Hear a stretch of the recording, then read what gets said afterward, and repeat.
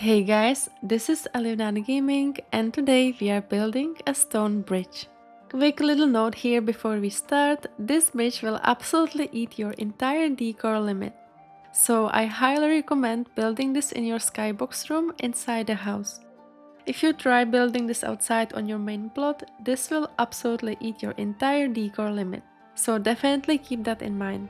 To start off, you will need two fountains. As always, I will leave the full project on housing.wovdb.com with a complete list of items you will need for this build. Place your two fountains roughly where you want the bridge to sit. These fountains will basically become the base for your bridge, so wherever you place these is where your final bridge will be. Try to line up both fountains so they are the same height, spaced evenly and sitting directly across from each other. But don't stress too much about perfect precision yet, you will adjust everything later on once the platforms are in place. Now grab the silver moon round platforms, rotate them and place them on the side of the fountain. And then mirror that same placement on the opposite side.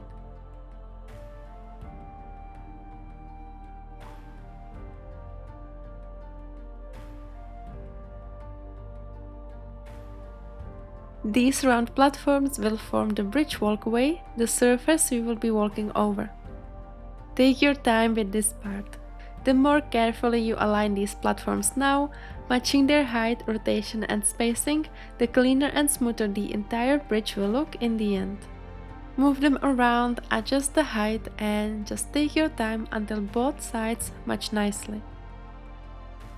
Once the platforms are set, go back to your second fountain and realign it so it fits perfectly. Don't worry about the little bits of fountain sticking out, we are going to cover all those later with rocks, greenery and plants.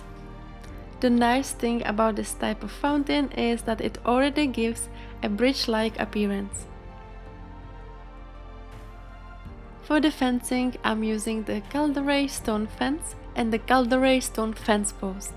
Start by placing the post in the middle on each side of the bridge. Then grab your fence piece and align it nicely from the edge to the center post.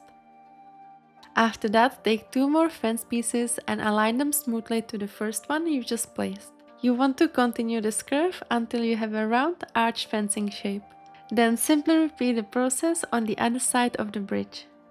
Now that the bridge is finished, it looks really cute, but right now it's not very functional. You can't actually walk onto it smoothly unless you jump, so let's fix that. Grab your silver moon round platforms again and create a small stair-like ramp leading up to the bridge. This little staircase will help your character walk onto the platform without any glitching.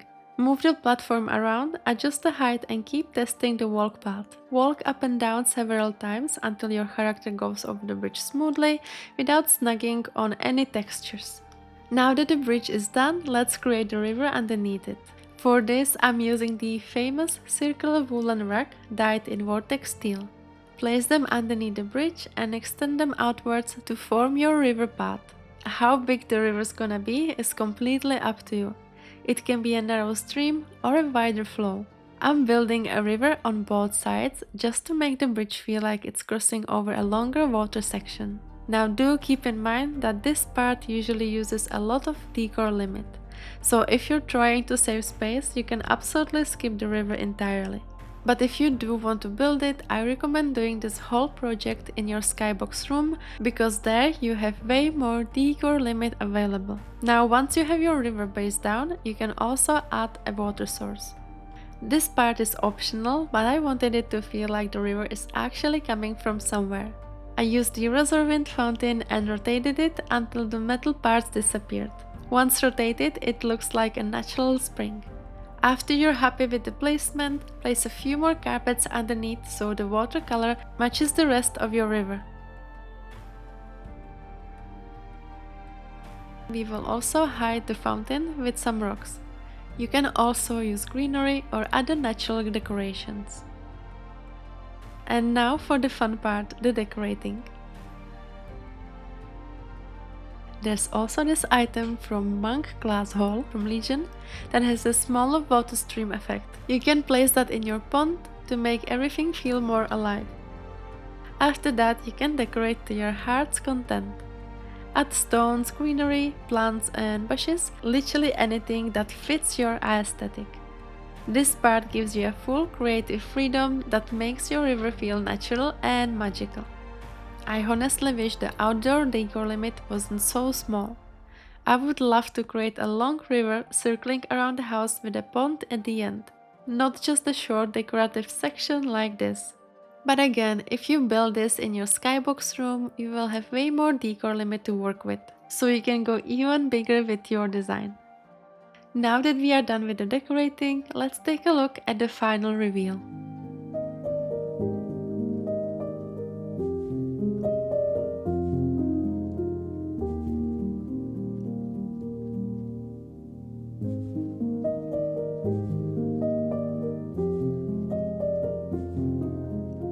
So that's everything for this build. I really hope you enjoyed it.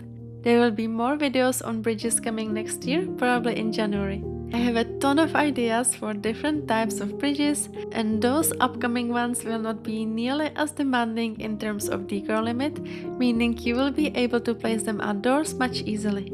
So again, thank you for watching, and I'll see you in the next one.